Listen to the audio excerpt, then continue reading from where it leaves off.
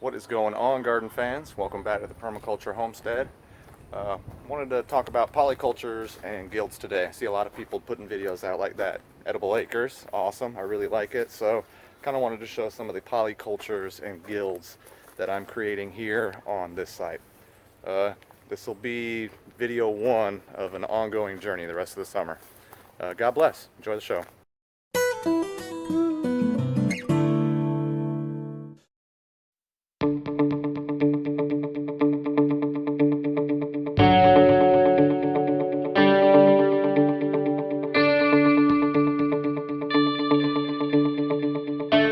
I want to really focus on this upper swale today. It's about 12 feet wide by about 20 to 30 feet long. And in it I have a mixed planting of fruits, berries, shrubs, herbs, perennial plants that are living together in this really nice symbiosis. Now, I guess a guild in the simplest terms is a grouping of plants where every layer of the food forest is represented.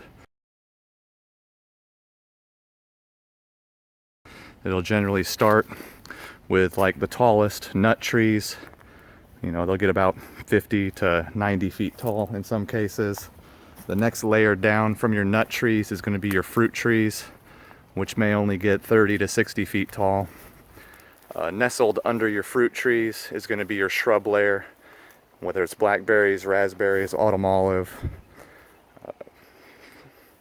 And below your shrub layer, you're going to have your herb layer and ground cover layer next. And then you're going to have your root crop layer, potatoes, artichoke, whatever it may be. And then the last layer is going to be your vining layer, grapes, muscadines, whatever it may be. So this entire upper swale here, I've got just about everything represented. Now, I don't have any nut trees on site. That's just based on the fact that we don't have a huge space and we don't get enough sun for nut trees. So I have fruit trees in particular. We've got mulberries, black mulberry up in here. We've got persimmons that are coming back from some winter shock. Next trees I got in here are jujube. This right here is a Lee jujube. Pretty hardy for this zone. Fairly pest and disease resistant. Other trees I got in here are pawpaws. So there are actually two or three pawpaws. Two pawpaws. Here's one pawpaw. We've got a peach tree right here. And then there's another pawpaw tree really blowing out this year.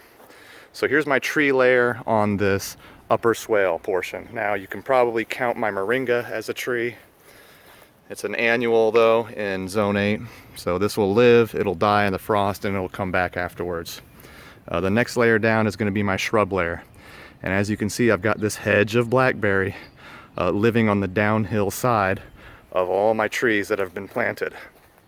So there's tons of blackberry here. Other shrubs represented are nitrogen fixing shrubs like autumn olive. Right here. Whoa. So we got some autumn olive in here for nitrogen fixation as well. There's some native shrubs I have growing in this patch, this upper swale, and that is winged sumac. Sumac is going to put out a big red drupe in the fall, and I can make lemonades with it. But this is a wild, native, edible, perennial here in zone 8, and it's winged sumac, and you can see the wings between each of my leaf pairings. So that is my 3 plants I've got represented in my shrub layer: blackberries, sumac, and autumn olive. The next step down is going to be my herb and ground cover layer. And there are tons of herbs growing through here, including mint, which I'm just really not upset about my mint spreading. I let my mint spread. It's a great ground cover, and it prevents the grass from growing. Other herbs represented on this upper swale, of course, my parsley, which is really looking good. We've got some rosemary in here, some Mediterranean herbs, and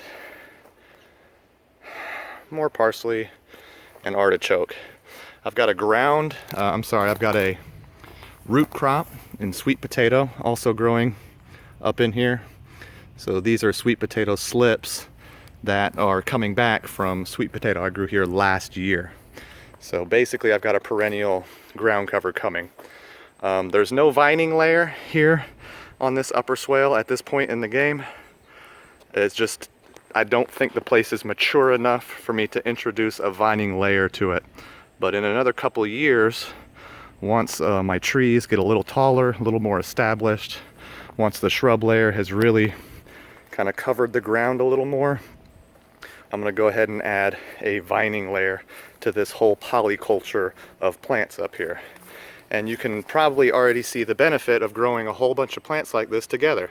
I get blackberries part of the year, I'll get peaches another part of the year, I get herbs year round, I have moringa leaf throughout the year now. Okay, autumn olive, I get nitrogen fixation and fruit from that.